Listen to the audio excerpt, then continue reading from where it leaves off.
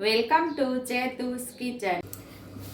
આજે આપણે બનાવીશું ગુજરાતીઓનો જમવાનો 100 ગણો સ્વાદ વધારી દે તેવો ટીંડોરા મરચાંનો સંભારો બનાવવાના છીએ।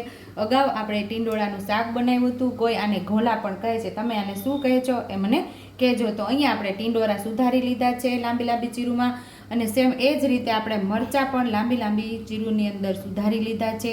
અહીંયા મીઠું, તેલ અને મસાલિયાની અંદરથી રેગ્યુલર મસાલાની અંદરથી જે મસાલાની જરૂર પડશે એનો આજ ઉપયોગ કરશું। અગાઉ આપણે આ સંભારો લોટવાળો ખાટો મીઠો સંભારો તૈયાર કરેલો છે। આજે લોટ વગરનો ટેસ્ટી કડકડીયો સંભારો તૈયાર કરવાના છીએ। તો ચાલો આપણે સંભારાનો વઘાર કરી લઈશું। અહીંયા 1 ચમચા જેટલું આપણે તેલ ઉમેરેલું છે। તેલને આપણે સરસ ગરમ થવા દેવાનું છે। તેલ આપણું સરસ ગરમ થઈ ગયું છે તો અડધી ચમચી જેટલી રાઈ નાખી દેવાની છે। 5 ચમચી જેટલી આપણે હિંગ નાખી દઈશું। 5 ચમચીથી થોડી હળદર વધારે નાખી દેવાની છે। અહીંયા આપણે હવે ટીંડોરાનો મરચાંનો વઘાર કરી દેવાનો છે। સરસ આપણે સંભારાને સાતળી લેવાનું છે। ગુજરાતીઓનું જમવાનું સંભારા વગર તો અધૂરું જ હોય છે।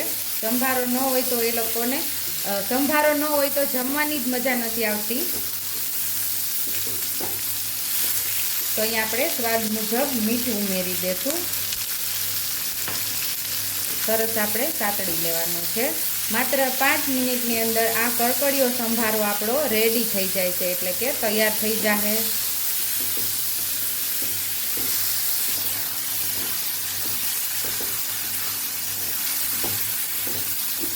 આવી રીતે આપણે ફેરવતા રહીશું। હવે સાવ ધીમો ગેસ કરીને થોડા પકાવી લઈશું, એટલે મસ્ત એવા કડકડિયા અને સરસ ઉપરથી ક્રિસ્પી અને અંદરથી સોફ્ટ એવા આપણો આ કડકડિયો સંભારો તૈયાર થઈ જશે।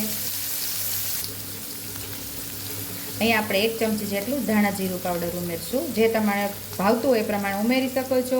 મારા પરિવારની અંદર ધાણા જીરુંનો સ્વાદ બહુ આ સંભારાની અંદર ભાવે છે। ખાસ કરીને મને તો બહુ જ ભાવે છે આ સંભારો, તો હું આવી રીતે જ બનાવું છું।